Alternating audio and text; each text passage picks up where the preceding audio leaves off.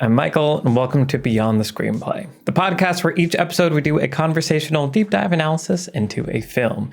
Today we are talking about The Breakfast Club, the 1985 film written and directed by John Hughes. It's happening. It's really happening, everybody. I'm joined by the Beyond the Screenplay team, Trisha Rand. Hello, everyone. Brian Bittner. Hey, hey, hey, hey! There it is. And Alex Calleros. Hi. Alex also has to bring up the rear after Brian. I have to follow Brian every time. Okay, so we're talking about The Breakfast Club. It's an 80s movie. It's 1985. It's exactly in the middle of the 80s. The midpoint. It's the midpoint of the 80s. And it's a really good movie. So I had seen this movie not at all, more or less. I had seen like clips of it or, pictures or, watched documentaries about the history of film, and you see kids dancing on a table and everyone's like, oh, it's so good. And it's like, yeah, sure. So actually sitting down and watching this movie start to finish, beginning had some 80s bumpiness to it with some of the style choices. But pretty quickly I was into it, and the sort of putting the theme, the subject matter right there in the opening where you're getting this monologue read aloud of, this kid telling, a teacher, you don't get to tell us who we are. It immediately was broadcasting to me that like, there's something like deeper happening here. Some of that first 10, 15 minutes as they're getting to know each other, very dated dialogue, a little bit hard for me to like start to buy in and care about these people. But by the end, I really, really liked this movie. I feel like I understand why it's so celebrated and loved and has stood the test of time. And I was really struck by how not shallow it was, and how I feel like it does that thing where characters get what they need, but not necessarily what they want by the end, or not in the shape that they might have expected. And so for that to all be contained in a movie about high schoolers, ostensibly for high schoolers, it was pretty cool. So Breakfast Club, good movie, I've discovered. Very Welcome. 80s movies can be good. Yeah. It turns out Michael's dislike of 80s movies comes from him not having actually watched them. I mean, but whose fault is that, really? But I want to hear from you guys. Your thoughts on The Breakfast Club, if you're new to The Breakfast Club, or if that's just me. Trisha, tell me about The Breakfast Club. Sure. I want to give credit to one of my best friends from middle school, who was actually a very formative movie person in my life, my friend Stephanie. And she was just like a movie buff, and she just watched a lot of movies. And I don't know who showed them to her or where she, got a hold of them. I think she got a lot of them from the library. But she would find out I hadn't seen a movie and insist immediately that we watch it together. And actually quite a few films that I think we've talked about on here were ones that I watched for the first time with her in her basement. And it was just I don't know. So this was one of those. I have a very distinct raw memory of sitting in Stephanie's basement with her watching The Breakfast Club for the first time, and just feeling like my world had been exploded, and feeling very seen and very angsty and so teen.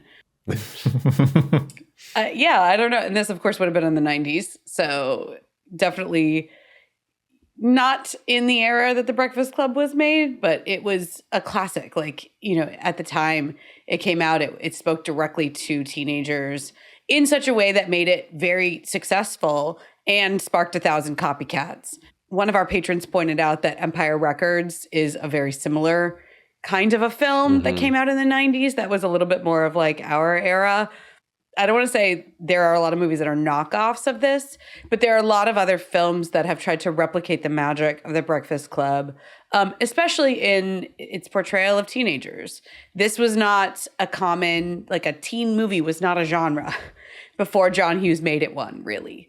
It's nice to go back and revisit the source of it in this film. And I've loved it ever since then. And I've seen it many, many, many times. I quote it probably too much. And it was a joy, as always, rewatching it for this.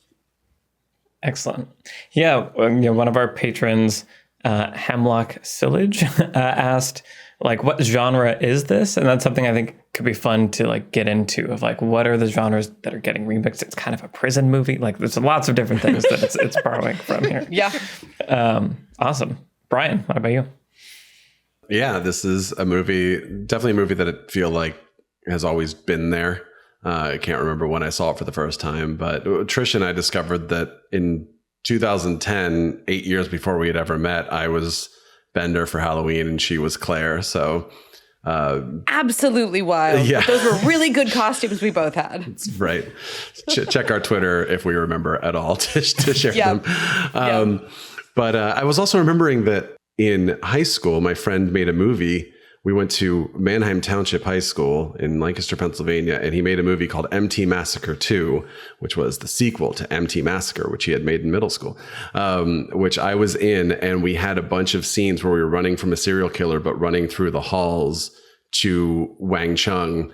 And he was like, yeah, we're doing the Breakfast Club thing. And I was like, what? I don't even know what you're talking about, but okay. And so like I was in scenes from the Breakfast Club, I think maybe before I had seen the Breakfast Club.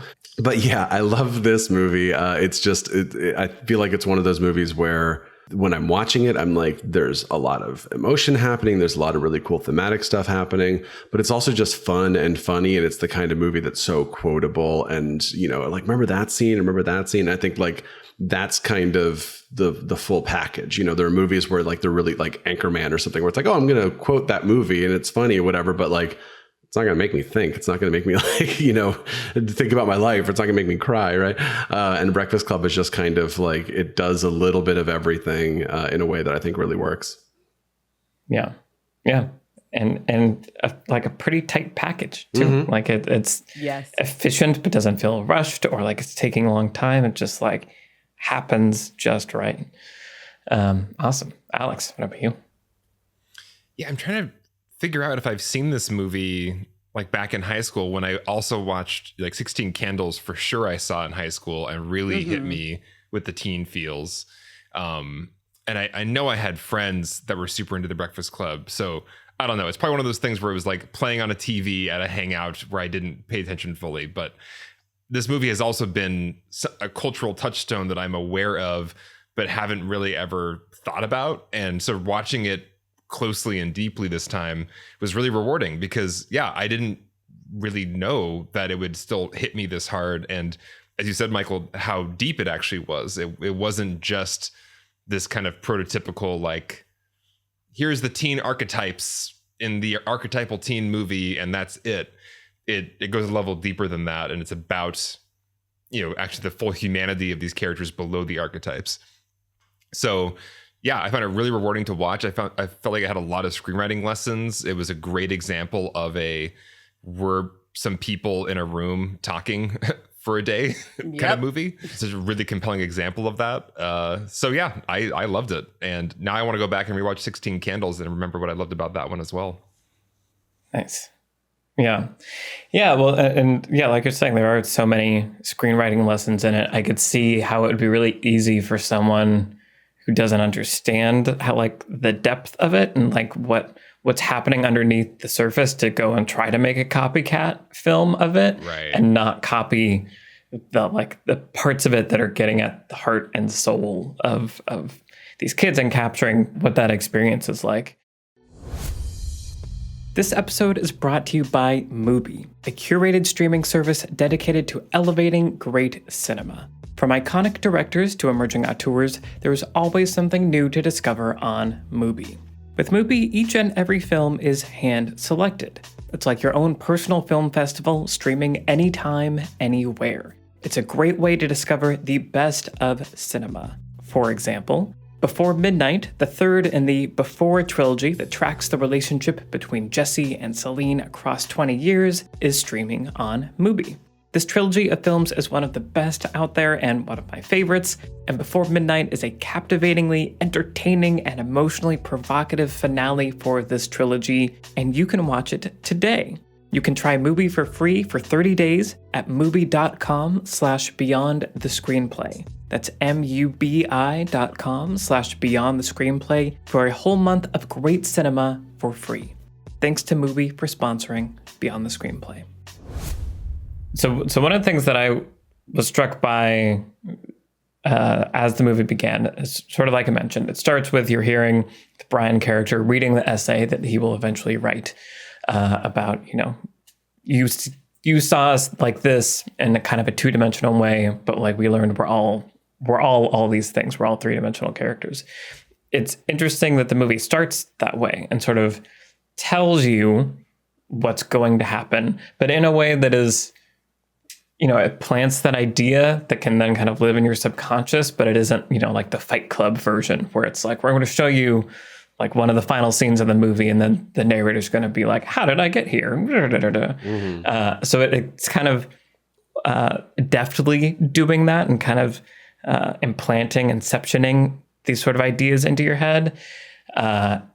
And then I think that helps that it's contrasted immediately by meeting all the characters and establishing how different they all are just from how they're dropped off at the high school by their parents. Like there's so much work happening in there. And Trisha, as I always do now, I was thinking about the Devil Wears Prada opening, the video that we made about the first 10 pages of using contrast to establish characters. And I feel like this movie throughout it has lots of different examples of that being done in a really effective way.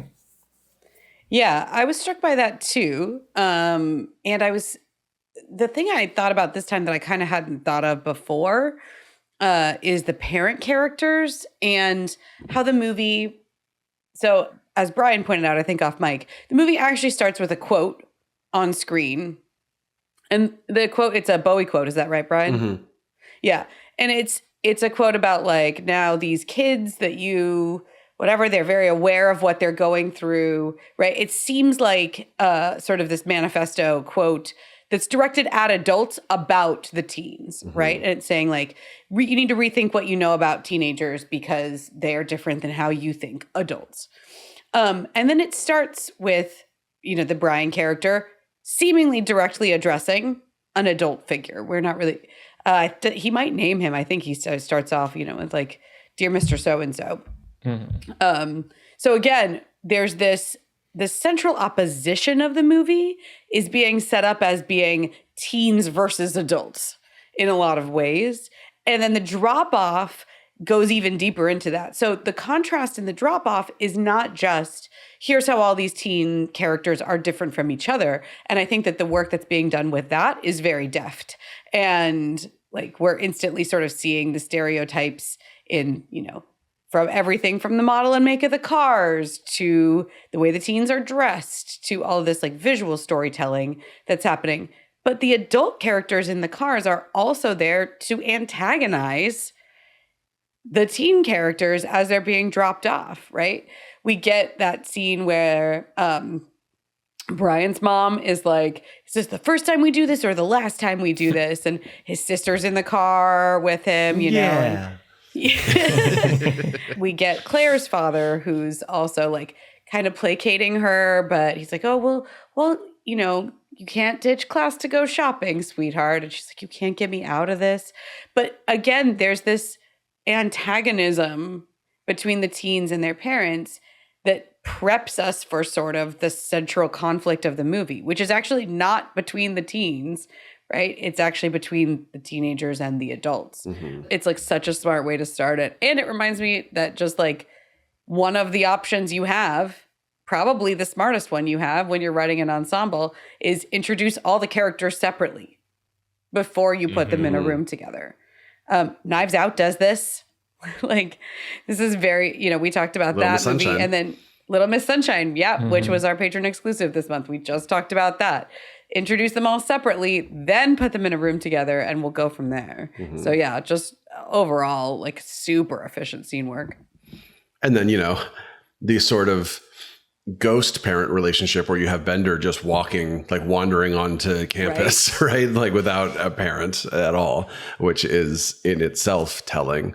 But yeah, there's so much characterization. I mean, I don't want to jump too far forward into the movie, but it's like how they interact with their parents, how they interact with Vernon, where they sit, how they sit, Yep. what they eat for lunch, which is a big one. Like this movie is just full of like, Yeah. and as several of our patrons pointed out, it's a lot of archetypal stuff, right? It's a lot of here is the princess, here is the brain, et cetera, et cetera. But that doesn't mean it's not still incredibly valuable to show us these moments, right? Show us these moments of like, this is what they're eating. This is how they're eating. I brought sushi for lunch, which, sushi ages great. You want to get sushi and keep it for 3 hours and then eat it. It's a fantastic idea.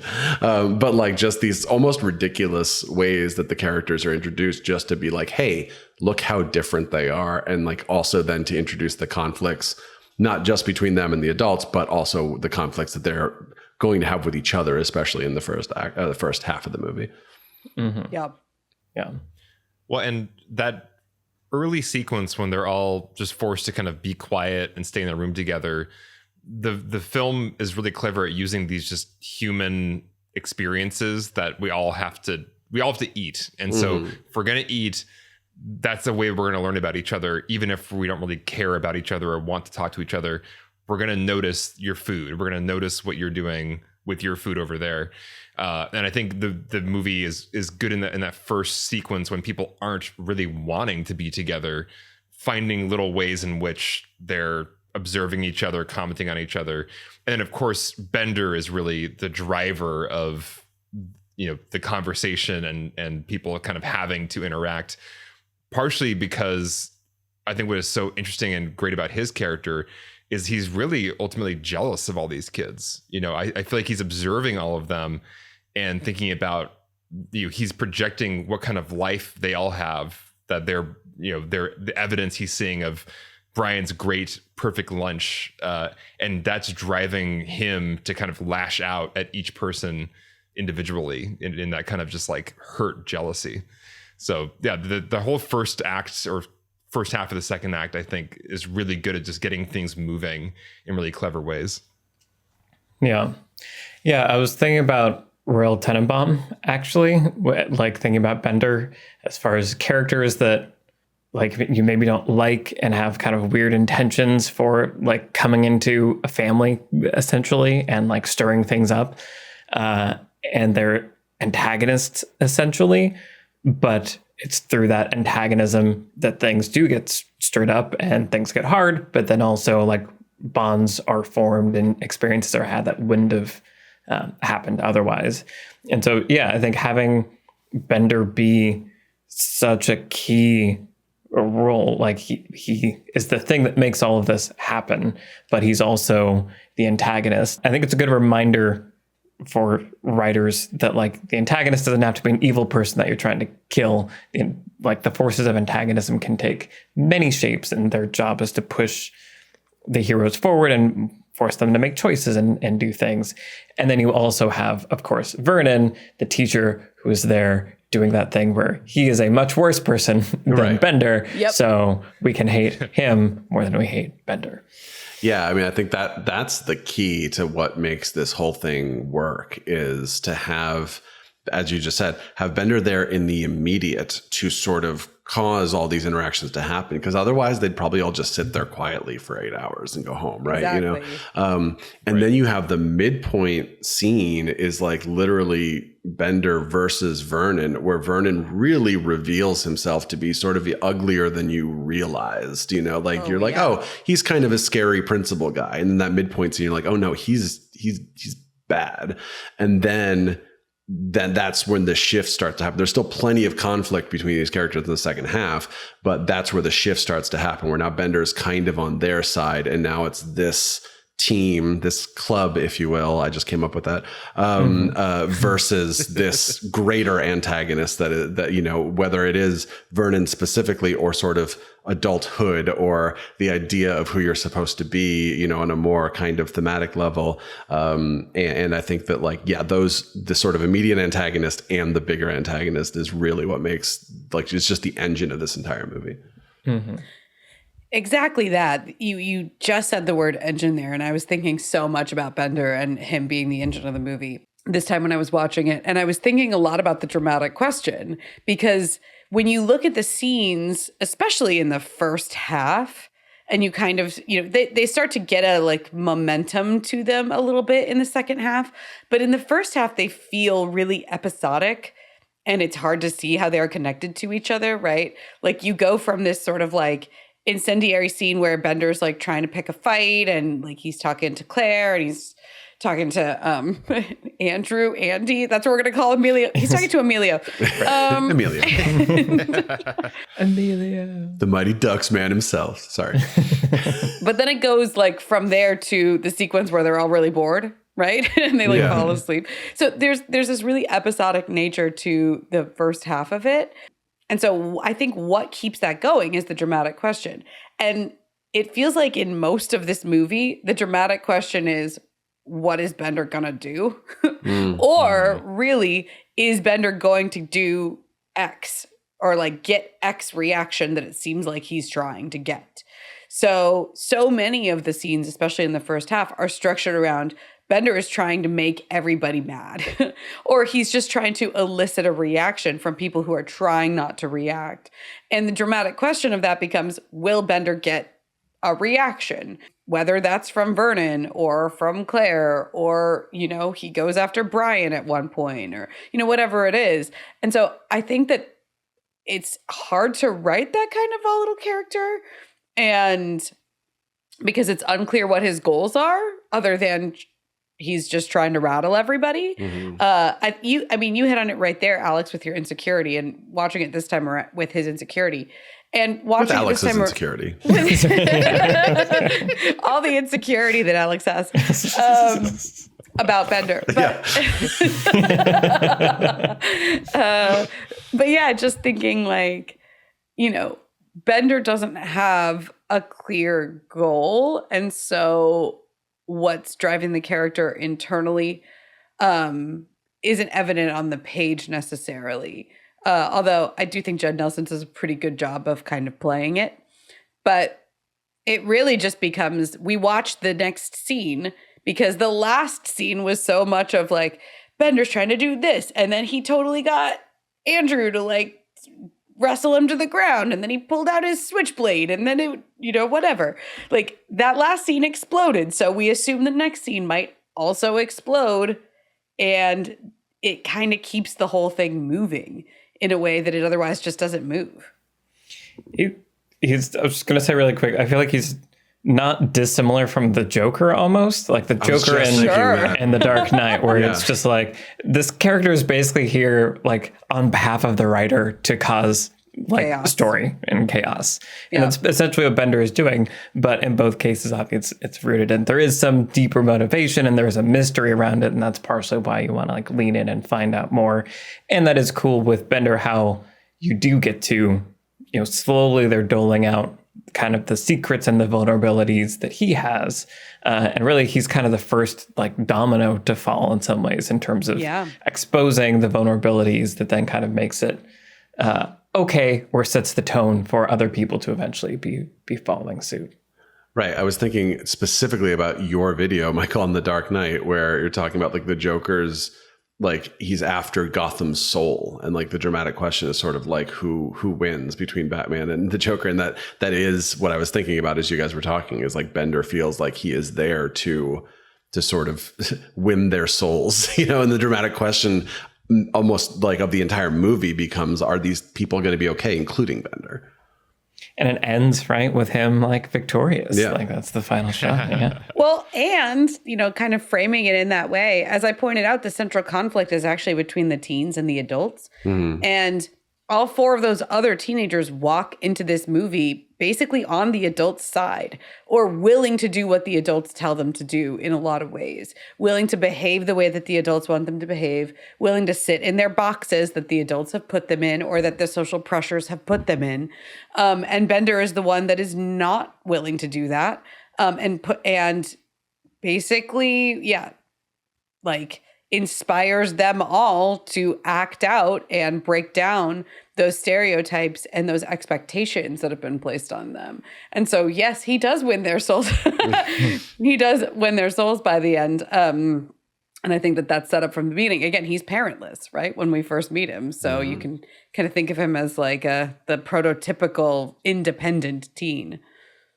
When I think it's interesting that you can kind of track the growth of the bonds between the characters by their willingness to kind of take increasing risks for each other. You know, the way that they all cover for Bender after that midpoint when he like falls back into the room. You know, he's not behaving great in that moment, and yet they're still covering for him, and I think there's a sense of like all the teens begin to buy into, we're gonna stick with each other against this authority figure, which is not there in the beginning when they're having more disagreements, and some are saying, now you gotta leave the door open, you gotta like do what he says. Nobody's saying that by the end. They're all kind of united in their opposition. Yeah. Something we're kind of moving towards now, which I want to mention, is like the use of space in this movie.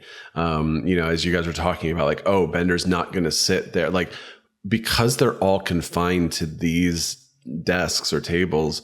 When Bender suddenly says, I'm going to go sit over on the stairs, they're in this giant room, right? But then it's like, because the movie has kept everyone in this small space for so long, when he gets up and just moves to like not even the back of the room, like the middle of the room, suddenly it's like, oh, he's so far away, right? And then the door between them and Vernon's office, it's like when that door is shut, now that changes the dynamic of what's going on in the library versus Vernon's office.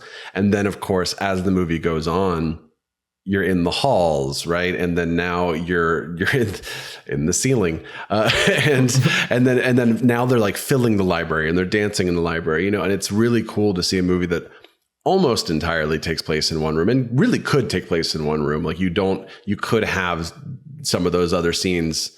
If you were making this into a play, like you could have some of those other scenes just take place in like other parts of the library. But if you just had people wandering the library in the first 10 minutes of the movie, it wouldn't create the same dynamics that it does to have them all jammed together for so long. And then suddenly it's like, oh no, we can be over here. We can go out there. And then it's like this very confined movie starts to feel like it opens up over the course of 90 minutes. Yeah. I mean, as you're pointing out, it's thematic, right? Like, the characters are stuck in their boxes at the beginning and they're just going to sit there. We talked about containment, both with Hunt for Red October and with Die Hard, two other very contained movies similar to this one. Where people crawl through vents. For sure. And we talked about how, containment is such a great device for creating a pressure cooker of a situation where characters are forced to make decisions. But in this case, the containment is very much like created by the character's own like psyche, psyches essentially. The room that they're in is not small or claustrophobic. The school that they're in is not small or claustrophobic. And technically they could all just get up and walk out the door at any moment. But it is creating that sense of like, or it taps into a feeling that teens and children often have of confinement, even when the physical space isn't necessarily physically confining, because of rules, because of expectations and the stakes that you feel like exist between you and the adults. And so, yeah, it's doing really, really great. Like having a big open library is a much better, more interesting locale for this to take place than like a very small box, actually. Yeah. So I think it's a really good point, and I'm glad you brought it up, Brian, because the feeling that I have when I watch this movie is like I've gone on a journey with these people. Like it feels like a hero's journey, almost like we've traveled a great distance and learned a lot. And by the end of this journey, we are different people. But as both of you were calling out, it's basically just one room. It's like one room and some hallways. But the way, like you're saying, that you're calling out of how they use that space, how they use those rules to make the space feel small, but then in the design of the space there are these like nooks and crannies for them to expand out in, for them to make their own, and such that it feels like it's their library almost by the end.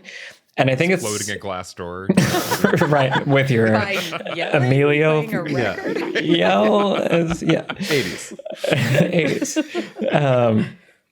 But I think what's also interesting in that speaks to the kind of containment, like a tool you can use when doing the containment thing, is when they do split up the group.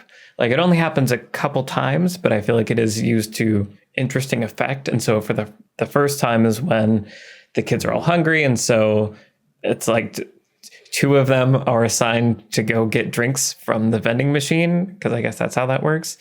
And, you know, we have the characterization where Emilio wants, like, Vernon to choose Claire so he can walk with Claire, but instead he chooses Allison. And it's like, oh, interesting. So this is a new pair.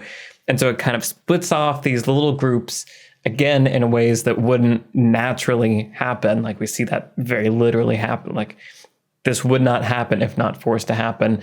But it starts to form these other interesting connections between them, and sort of forcing part of that engine, basically, of moving things forward.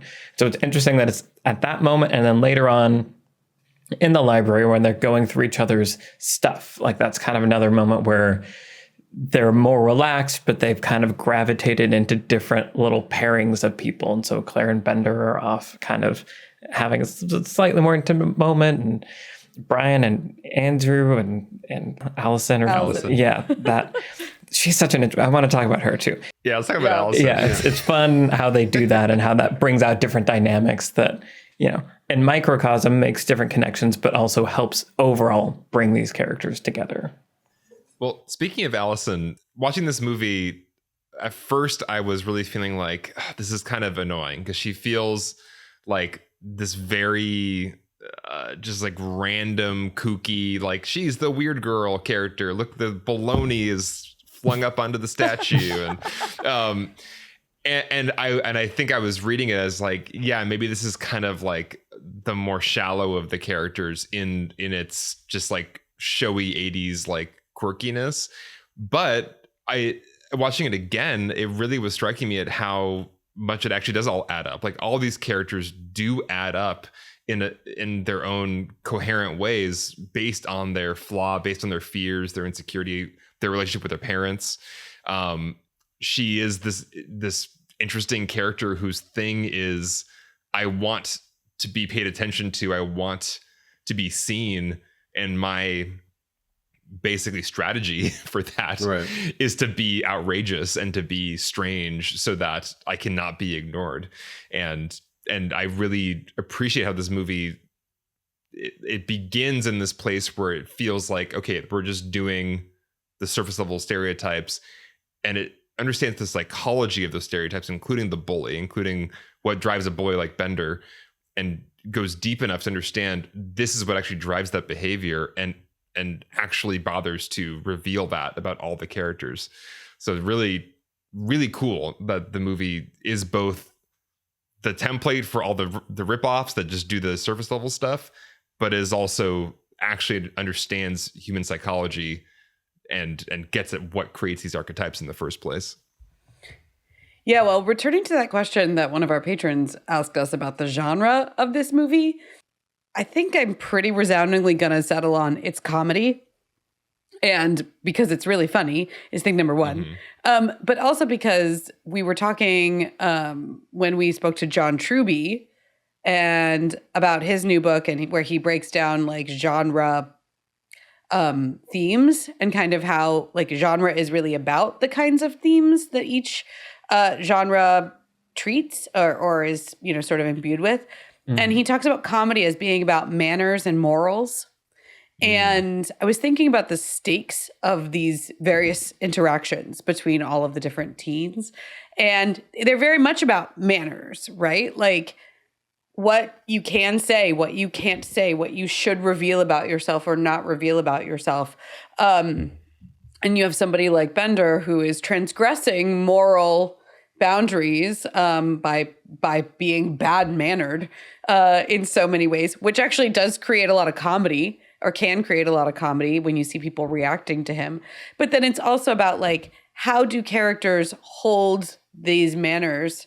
And like, at what point do they sort of like, the manners sort of crack under the situation? And so thinking a lot about Allison and how the stakes of the social interactions for her are different than they are for somebody like Claire or Andy or even Brian, right?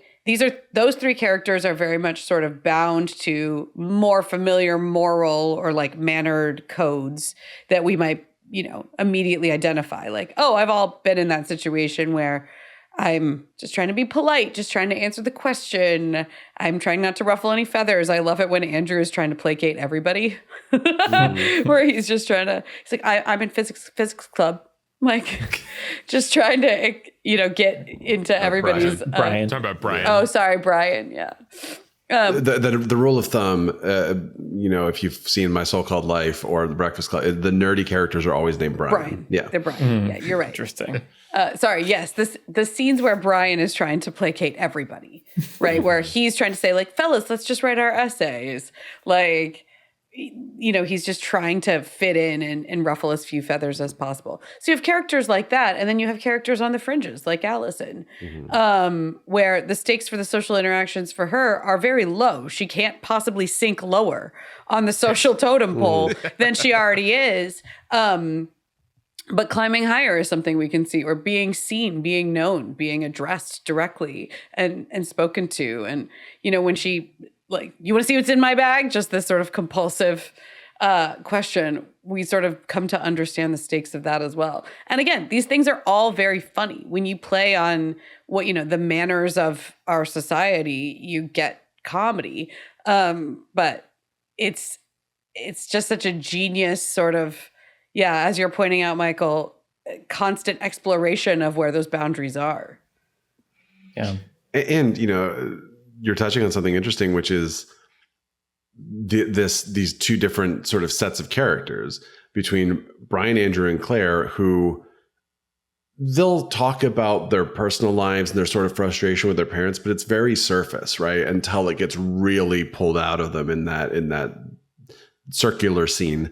But then you have Bender and Allison who are like, oh, let me tell you about my problems. Like, isn't it crazy that I do this? And like, I'm a nymphomaniac and like this and da, da, da. And it's like, that is their shield. Like their mask is oversharing. Right. And then for them, what has to be pulled out of them is who they really are. Right. Like, so it's not just like, oh no, they're all fine because they're honest with themselves. Like, no, they're just being sort of dishonest with themselves in a different way than the other characters are, which I find interesting.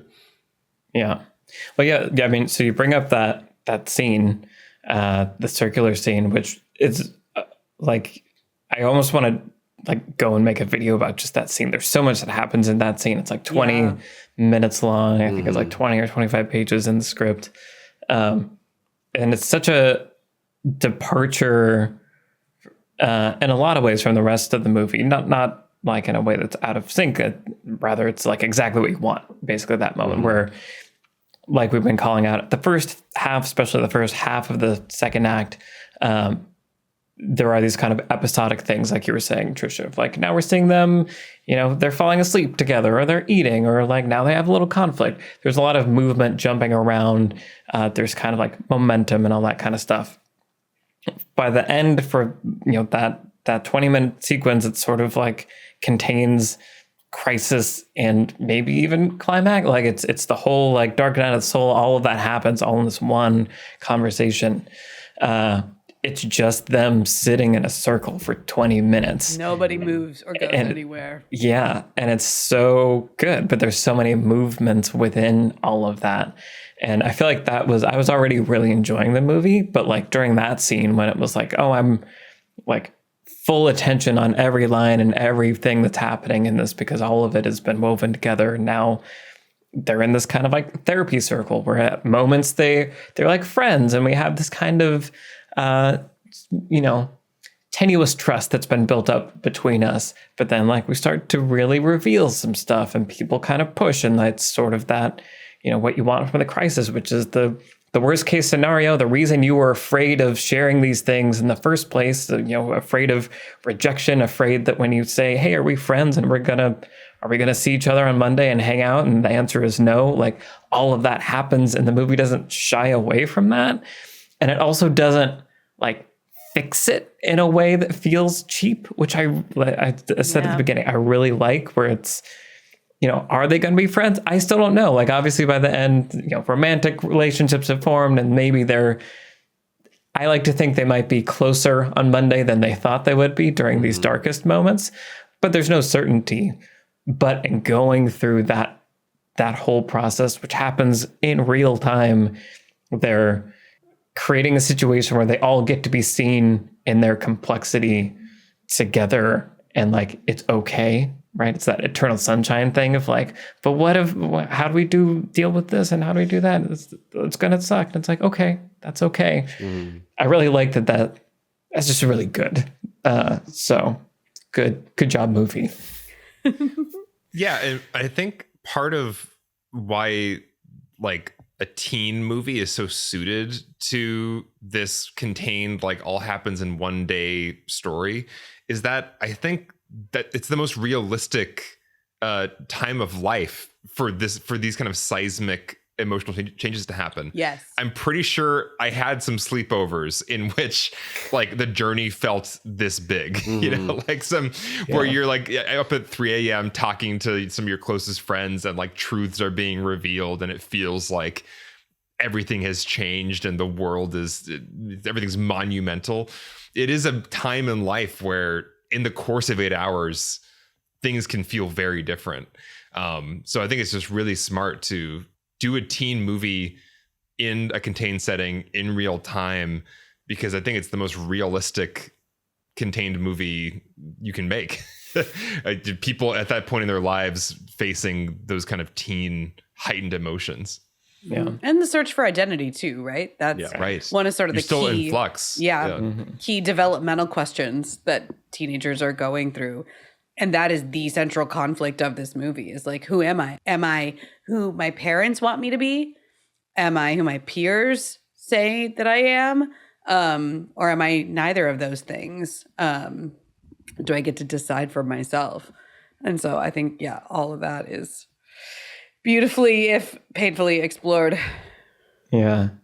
I'm now, as you were talking, I was just like, with like a before midnight situation where it's like, now they're all trapped in the library, but they're all like parents, or they're all like older. I don't know. It'd be really interesting and totally different, because it wouldn't check any of those boxes that you guys were just pointing out that are important. The early dinner club.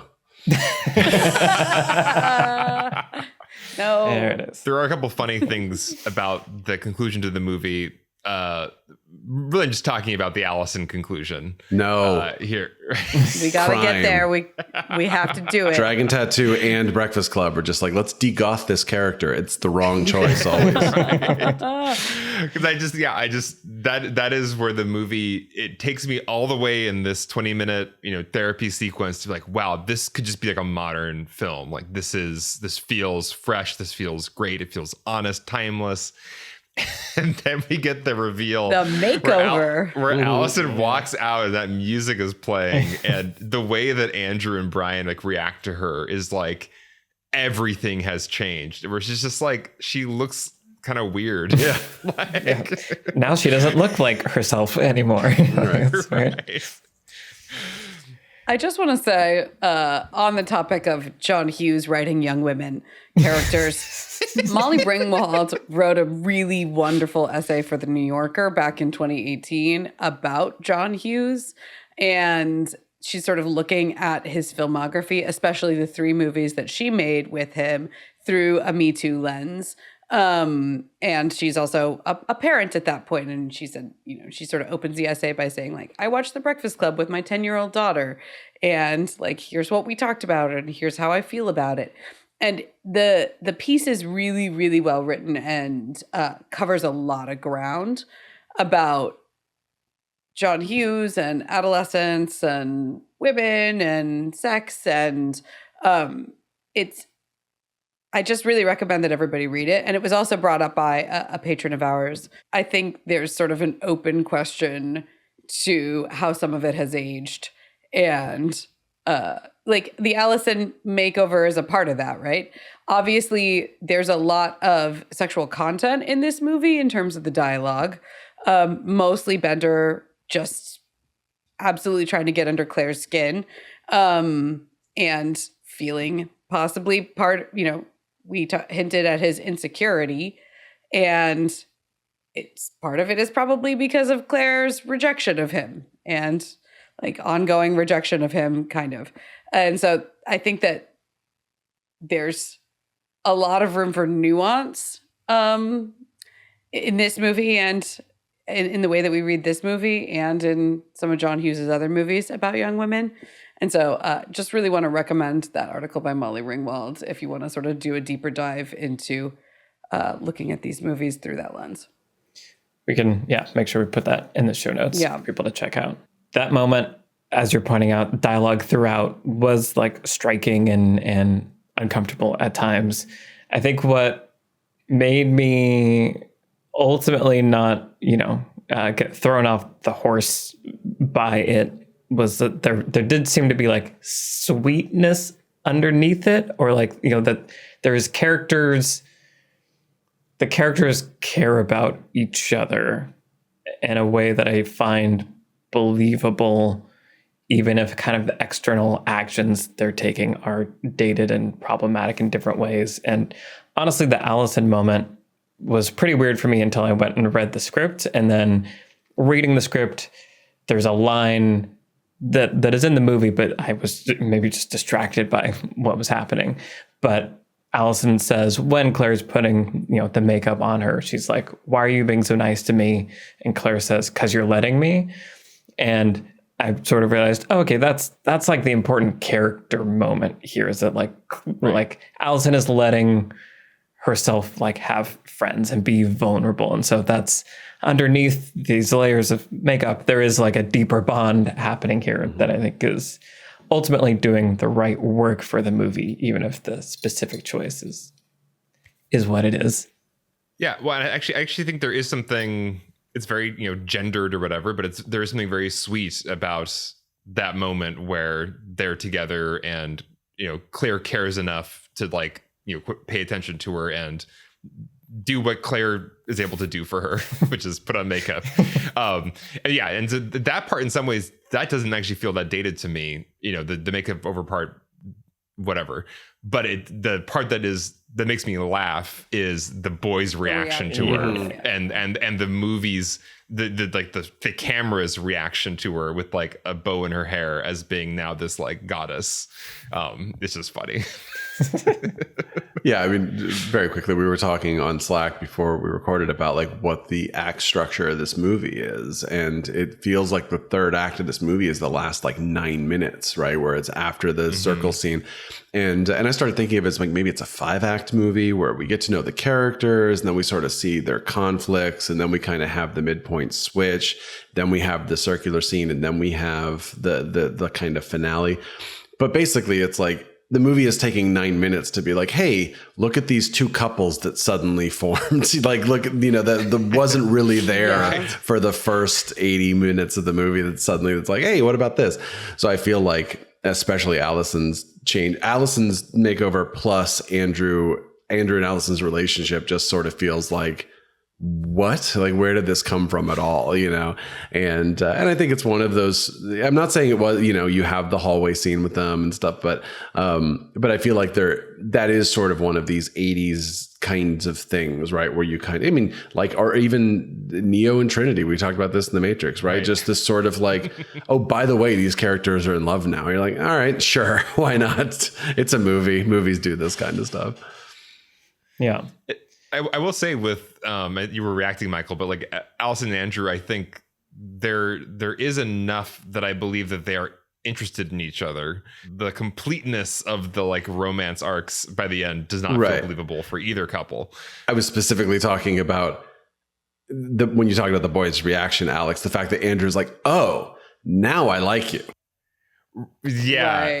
That if it undercuts what came before in some ways, like, and that's kind of just now like, I see you with your bow, right? Yeah. That's kind of like the feeling that it can invoke. Yeah. I have more thoughts, but I'll save them for the lessons part of things, which why don't we go ahead and go into right now? Before we go into what lessons we're going to take away from the Breakfast Club, first want to let everyone know that for our next episode, we're doing something a little different. We're doing a versus episode Rocky versus Creed. Yeah. So the original Rocky Brian's film. dream episode has come true. He finally gets to talk about boxing movies. Probably get to talk about Rocky and Creed. Okay, all right. Yeah. I mean, because you've been pitching this for like years, right? Excited too. And I've never seen Rocky. I saw Creed and I liked it. I haven't seen Rocky. He said, surprising no one. So I am excited to see that and have the perspective of someone that did it backwards and talk about all that stuff. It's gonna be fun.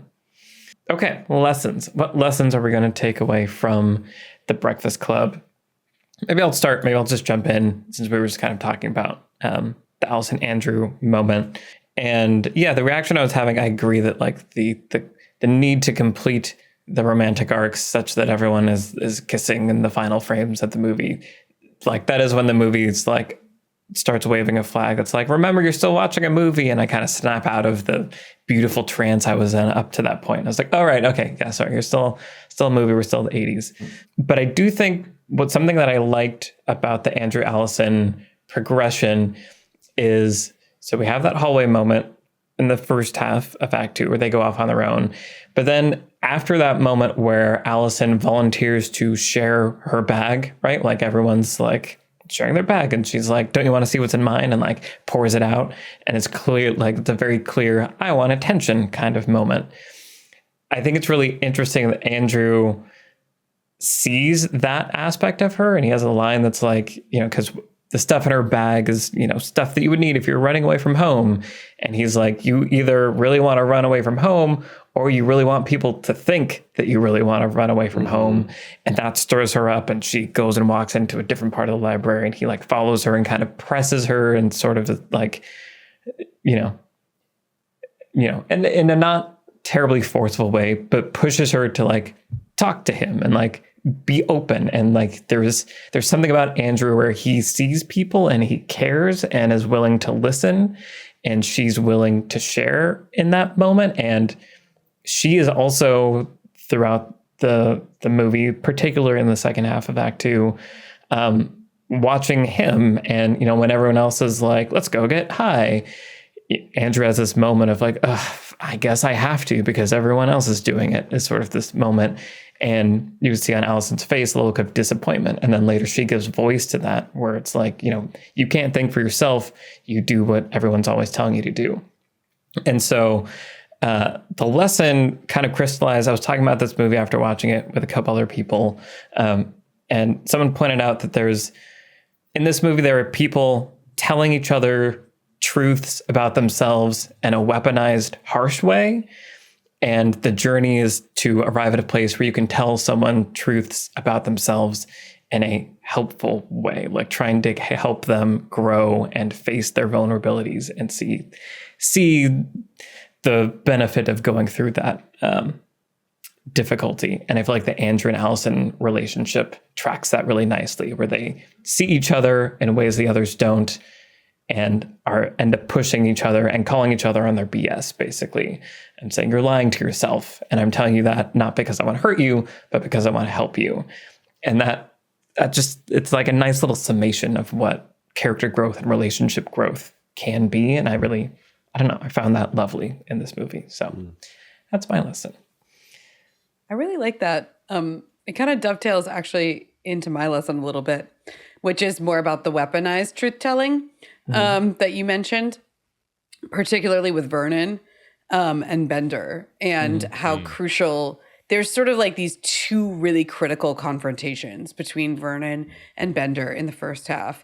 And the first one is when Vernon starts doling out more like Saturday detentions. And it's just to put Bender in his place in front of the other students. But it's also, the first time that we really see Bender's, I want to say like the physical vulnerability of still essentially being a kid, right? Where Bender comes striding in adultless, parentless, like seems to not care about anything or anyone, trying to get under everybody's skin, is being wildly disrespectful to Vernon along with everybody else from the jump. And then there's that scene where it's basically Vernon reminding him that he actually doesn't have any control over what happens to him because he still essentially is a teen, which doesn't work considering Judd Nelson looks nothing like a teen. But that's Yeah. I think he was 53 when he filmed this movie. I looked it up. He was only 26, but he was 26. But I think his performance is great, though, where in that confrontation, you can just see him struggling, realizing, as it goes on. And he's like, you want another one? And he's like, yes. He's like, okay, there's another one for you. You want another one? Like, just basically piling on punishments and taking control of Bender's life to put him in his place. And I think that that's crucial. We've just, there is nothing likable about Bender up until that point. Mm-hmm. But then again, by establishing Vernon as being this, being the real antagonist of the movie and the real enemy to the kids in that scene. And there's that element of weaponized truth-telling to that confrontation as well, where he says, like, I'm sure you'd love for the rest of these students to think that you don't care about anything, that you're a big tough guy, but watch while I just take all of that away from you. So that's really critical. And then the scene at the midpoint where, he puts Bender in the closet and basically, tells him that he's gonna be alone and he's nobody and he's worthless and no one will remember him and all this stuff that he says to Bender, which, might be true or has a ring of truth to it. At least we can see that on Bender's face. And then he goes on to taunt Bender about, like, you want to hit me? Go ahead. Like, it'll be my word against yours. You essentially, again, are powerless in this world. And there's nothing you can actually do to fight back. It's basically, it sets up, again, this sort of central conflict of the movie between the teens and the adults. The adults kind of, putting kids in their place in a way that just feels so, like, abusive and horrible to us watching it now. Real quick, I just want to say Judd Nelson's performance in that scene, it's like that tells us so much, because he could just be rolling his eyes like, oh, he's threatening me again, but he's looking at him like, what is happening? Like, this is not normal. I've never seen this before. I'm not prepared for this. And that just tells us so much about what Vernon is revealing to him and, by extension, the audience at that point. Right. Or he's seen it before, but in his dad's eyes. Sure. And right. This is triggering that. Yeah, and definitely that's a really good point there, Alex, too, because we know something about Bender's home life at that point. Mm-hmm. And the threat of violence, too, right? Knowing that in a contest between an adult and a kid always loses. Mm-hmm. So anyway, so there's that. But then also, I was struck this time by realizing that's basically Vernon pretty much exits the movie. Like, after that point, he pretty much never talks to he pops in and out the whole first half of the movie. And then he pretty much never talks to the teens ever again. We have that little scene with him and the janitor. Mm-hmm. Right. And that's it. There's like two tiny scenes where he has like a subplot that's like, maybe you shouldn't be terrible, or maybe you're insecure also. And it's like, thanks, janitor. And then he's out of the movie otherwise. He's out of the movie. And even at the end, when the teens all leave, he's not there. He doesn't come to get them from the library and tell them that it's all over, right? Like, he has served his purpose as representing the evil force of the adults of the movie. And I think that those two scenes are just, I think that they're just so crucial to, like, selling us or like putting us into the room with all of the kids, because the scenes with Vernon are so, I don't know. I was going to say harmful, but yeah, I guess what I mean is abusive, right? There's this power dynamic in them that is really critical to understanding anything about Bender. And so when Bender in particular, and so when Bender is like laying into Claire later, telling her about how spoiled and selfish and like the contempt, just the sheer contempt that he has for her, the verbal abuse we've seen it heaped on him as well. And so it like becomes a part of the context in which we understand Bender is the constant abuse that he's receiving from the adults in his life. So anyway, really crucial, interesting scenes to study. It's also interesting that, around that time that he's digging into Claire, I forget the exact order of things, but somewhere around there is when the idea of like, are we just going to become our parents, like comes up also. And I think that's, subtext there and all of that stuff. I think it's right after that where he's just made her cry because he's just, told her that she's the worst ever, basically. And then someone says, are we going to become our parents? Yeah. No, yeah, you're exactly right. I have the script there. Yeah. Yeah, there's a lot in this movie. Good writing there. Alex, what's your lesson? Yeah, talking about that scene, once again, the therapy scene, Michael, you mentioned earlier that nothing's really solved. And that is so honest. I love movies like all the before trilogy movies, Before Sunrise, Sunset, Midnight. The problems that the couple in the movie are facing aren't resolved. There's always kind of an open-ended, things aren't perfect, things aren't right, and we have an ongoing issue, but there's no solving it tonight. We're just going to have to go on. And I really appreciate it's another goofy 80s moment, but there's this really lovely catharsis after that scene where first they all just start laughing when Brian reveals that the gun he brought to school was a flare gun, and that just kind of dissolves the tension of the scene, and we go right into like a dance sequence, and we're not going to solve these problems. We're not going to solve what happens on Monday. What we are going to do is just dance with each other and just be goofy and be ourselves with each other. And that is the only quote unquote solution that can be offered, in this moment. And I find movies that do that so much more honest than like a rom-com or a comedy where it's like, and now here's the scene where we say specifically the thing that we need to say to each other. And now that is a case closed, or like, the thing has been gotten exactly, and now my life is perfect. It's so much more poignant and so much more resonant to have people express themselves, share their deepest selves, and not have a solution to the things that are bothering them, but rather the sharing itself was the thing they needed to do, and the being seen was the thing that needed to happen. And life will go on and be complicated, but there's an emotional catharsis that is what's actually important. Yeah. And I'd love to see more comedies and more rom-coms and just movies be comfortable with staying in that space versus the didactic solution ending. Right. Oh yeah. And again, it's that extracting the right lessons from the thing, right? So like, it's a comedy, it's fun. It's about these kids, like, becoming friends when they wouldn't. But it's more messier than that, and it's more raw and honest than that. And if you just copy and paste the surface of it, you're not going to get any of that magic. Yep. Brian, what's your lesson?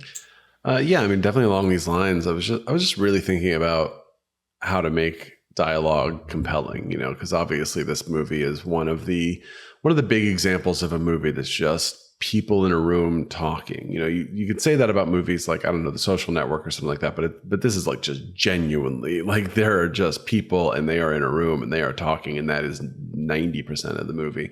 And we talked about the dinner sequence at the beginning of Little Miss Sunshine, where that scene couldn't be a whole movie unless you wrote the hell out of it to really establish a whole bunch of stuff. But it's like, that's a great 5 minutes of here's some character exposition, and, here's some conflict, and here's a little overture of what you're going to see for the rest of the movie. But Breakfast Club, Glengarry Glen Ross, 12 Angry Men, even to some degree the Before trilogy, as you were talking about, Alex, and obviously, plays. There's a whole medium about just people in a room talking to each other. They're just told completely through dialogue, and what makes that compelling. And what's interesting about The Breakfast Club is the stakes are so much lower on an external level than the other things, right? 12 Angry Men, it's like, oh, the defendant's life and freedom is at stake. Glengarry Glen Ross, their jobs are at stake, and by extension, their lives, their livelihood.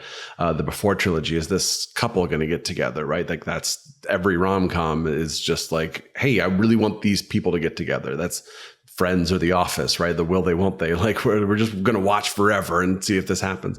And Breakfast Club, it's like, because it's about high schoolers, this day is not going to have big external implications for these characters. You know, do either of the couples, are they together in 2 weeks? We don't know. We don't care. Like that's not really important to us, you know? But the internal struggle and growth they're dealing with is monumental. You get the sense that every one of them is going to be permanently changed by this day, even if it's not they got the job or they got whatever, you know what I mean? Like they won the championship. Like it's not that, it's just this thing that they needed in their lives to sort of progress to the next chapter of growth has occurred for all of them. So that creates the stakes. And then obviously you have a ton of conflict, you know, their own internal conflicts and their conflicts with each other and their shared conflict with Vernon and their sort of almost invisible parents, even though we see some of them at the beginning of the movie.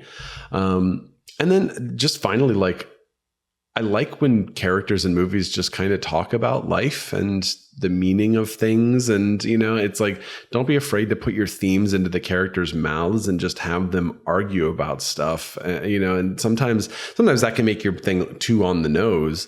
As you were saying, Alex, like, oh, the character are going to say exactly what they need to say in this moment. But I like to be able to watch a scene and feel like I'm having a late night conversation with my friends about the meaning of life, you know, and it just always sits well with me when movies do that. And I think that there is something compelling about that. It may not be compelling to everybody, and maybe that's why it's not in more movies. But I personally, and I think other people, like when it's just like, just have your characters just say like, what are we doing here? Like, what is this? Is it going to be this? Is this bad? Is this good? You know, I live my life like this. Is that okay? Is that wrong? And I just think that turns a movie into really interesting dialogue, part of a conversation. You know, Michael, you talked about Wakanda Forever, just this sequence about like, hey, this is how it feels when you feel bad. And like, that's a thing that exists, right? And it's like movies are sometimes afraid to just say those things. Yeah. And like, and do it honestly, like get to the raw truth of it. Right. As I think what you're hitting there is like, having the characters talk about the theme, really investigate it and get at the honest, like, complexity of it. Cause that's what we like from stories, is to have something dig deep and confront us with things that we're too afraid to deal with in our normal lives. Like, and thus there's a bender there to force us to confront things we're not going to confront. We're not going to confront them. And so that's why we go see movies, so we can watch other people do it and learn vicariously through them. A little mini lesson I want to call out to wrap this up is that the janitor character is interesting. I like that he's there at the end when they walk out of the hallway as a witness. And I think that's an interesting thing that's useful to call out, as having a character that witnesses change, I think helps reinforce that. And so the janitor comes in earlier, sees them sitting awkwardly at their different tables, sees the before, they kind of treat him terribly, and then sees them walking out together as changed people. And that kind of helps clue us in and makes the audience feel that change of like, oh yeah, this person's reacting because things are different. And so I liked that moment. That's just before everybody makes out in front of their parents. Yes. Right. Yes. Right. Yeah. With no explanation to their parents that they have like new boyfriends and girlfriends. Right. That janitor almost feels like something out of like an old form of theater or something, you know, where it's like the narrator who comes in or like who like, you know, just tells the story and like witnesses the characters, and it's like a Greek god that just pops in and pops out. There's something about him that's a little bit magical, actually, which I really like. Yeah. You're waiting for someone to say like there was a janitor who worked here, but he's been dead for 20 years. Yeah. That'd be exciting. Awesome. Okay, so let's talk about what else we are watching. As a reminder, next week we're going to be talking about Creed versus Rocky. Trisha, what have you been watching recently? Yes. So if you like plays that, and movies that are adapted from plays, I've got a doozy for you. It's a movie I've been meaning to watch forever, but I finally caught it. It's a film from 1939 called The Women. Disclaimer, it was remade, I believe, in 2008 with a bunch of modern actresses, but I haven't seen that. All I know is about the 1939 version, which rules really hard. And it's a lot of people in rooms talking. Specifically, it's a lot of women in rooms talking. Women talking is popular these days. Yeah, right. There are no men in this movie. Don't hold your breath. There will not even be one. What there are will be about 130 speaking roles for women. Wow. And it's all female screenwriters and like a huge like female crew, like a lot of the crew's women as well. This is from 1939. This was a thing that happened. I know. It's amazing. Starring Norma Shearer, Joan Crawford, and Rosalind Russell, and directed by George Cukor. Now, it does not have a female director. That would be a bridge too far in 1939. No, but it's really great. It's basically about this woman who finds out that her husband is having an affair, and she tries to decide what to do about it. And her girlfriends talk to her about it. And she talks to her mother about it. She has a 10-year-old daughter that she talks to about it. And then it, very much sort of has this like interconnected lives, almost sort of like sprawling thing. And there's these long scenes and sequences of women talking to each other in various social situations, and they're gossiping, they're arguing, they're at one point catfighting in a magnificent way. It's great. It's really funny.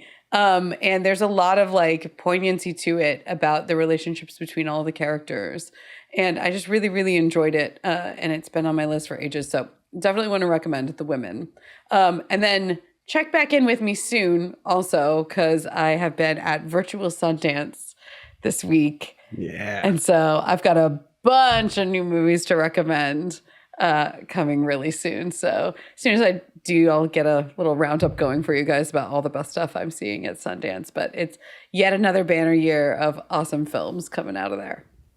Stuff we can't see until the fall. Yeah, sorry, or next year or something. Right. Awesome. Okay, cool. Alex, what have you been watching recently? So it's one of those nights just scrolling Netflix with the husband. Like, what do we watch? I'm tired. It's been a long week. Let's watch Bullet Train. We watched Bullet Train. Wow. The movie that I saw the trailer for like 20 times in theaters. Yeah. Starring Brad Pitt. And it's a strange movie. It feels like it was a movie that would have come out like 20 years ago, like around like the kind of Kill Bill, like Zack Snyder-y moments, or just like, we're making movies with like mega violence, but it's also kind of funny, but also kind of just like comic booky and Edgar Wrighty. And that is what it is. It is very poppy and bright, extremely violent and gory, like fun for sure. It's kind of a stacked cast, like a lot of pretty people, fighting on a train. So I can't, like, I'm not recommending it. Like, it was what I ended up needing on a Friday night where my brain was dead. Bullet Train. It's a movie from 20 years ago, made now hyper violent. Great. Brad Pitt having fun. Excellent. Okay. Michael Shannon randomly. Yeah. Spoiler. Sorry. Brian, what have you been watching? I watched a movie from 50 years ago that came out recently. It's called The Phantom of the Open. Whoa, and you saw that? Yeah, it's Mark Rylance and Sally Hawkins and Risa Fons. And Mark Rylance plays Maurice Flitcroft, who is a real life guy from Manchester who in the 70s, when he was in his late 40s, decided to take up golf, and he actually made it to the British Open. but he was terrible, and he ended up sort of becoming a celebrity, not because he was good at golf, but just because of his attitude and his persistence. And I saw someone describe it as like if Paddington played golf, right? Just that sort of kind of that like Ted Lasso, Elf, Paddington, like, I don't care what you say. This is just the thing that I want to do. So I'm going to do it, and you're going to deal with it. And the reason I say it's a 50-year-old movie is it really leans into this sort of like 70s disco kind of period piece vibe in the way that it's filmed and everything. And it's weird and quirky and entertaining and heartfelt. And it's sort of predictable, the big things, but it's like, how have we not, our generation, how have we not heard about this person, right? And you get to see a little clips of them at the end, like movies tend to do based on real people. But yeah, I think it's worth checking out. Nice.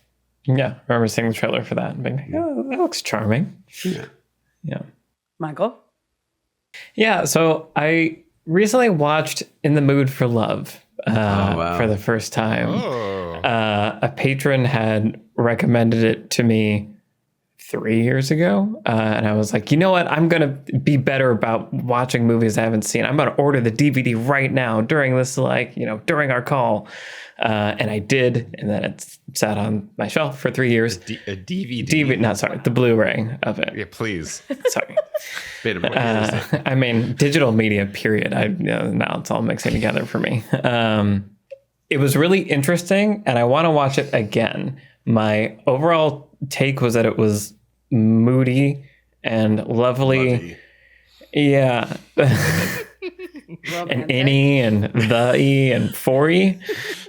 There was a lot of hype around it, and so I was actually a little bit disappointed about it, and I was disappointed in myself for being disappointed in it, but I really want to watch it again because I think my expectations were miscalibrated for it. It's a weird movie to be like a hype movie. Yeah. It's not a hype movie, I wouldn't say. Yeah. So I think you should watch it. Just like, don't get excited about it. Just like, don't think about it. Just go watch it. And I think you'll like letting it wash over you without expectations about what you think everyone has said about it should mean is probably a better way to watch it. There are some movies where it's like the wash over you movies. Yeah, you don't want to go in with any hype. You want to just go in with like blankness. Just like walk past your TV and like accidentally turn it on. It's one of the things about like social media these days is that there are certain like gems of movies that if you discover them yourself, you're like, oh my God, this is the most beautiful film I've ever seen. But being online, it's like suddenly everyone has discovered those gems and they're just yelling at you about the gems. And then it's cool to be a person who's discovered the gem. And so you have to join the club of the people who think this movie is the best thing ever. Well, we talked about this in a very early episode. It's what I call the Sideways problem. Yeah. Which was that everyone I knew who had seen Sideways without having heard anything about it was like, this is the greatest movie ever. It's amazing. And then everyone I knew, including myself, who saw it post hype was like, the movie's annoying. Like, why did people like this movie? Yeah. And I think if I had seen this when it came out, like, yeah, it would have been a totally different experience and I would have understood and had that falling in love experience. I think if I watched it again, I would have that experience. So anyway, In the Mood for Love. Yeah. All right. Well, we did it, guys. We talked about The Breakfast Club, talked about an 80s movie. Don't have to do it again. We won't be talking about the 80s at all anytime soon. Yeah. We've checked that out. Once every 5 years. Yes. Yes, this has been our conversation about The Breakfast Club. If you want to help us make more episodes, head over to the Beyond the Screenplay Patreon. The link is in the show notes. Thank you to our patrons for making this show possible. Thank you to our producer, Vince Major. Thank you to our editors, Donovan Bullen, Caleb Berg, Graham Harther, and Eric Schneider. I'm Michael Tucker, and I've been joined today by Trisha Rand, Brian Bittner, and Alex Calleros. All of our Twitter handles are in the show notes. Send us a tweet and say hi, and we will see you in the next episode for Rocky versus Creed. Bye, everybody. Bye-bye. Bye.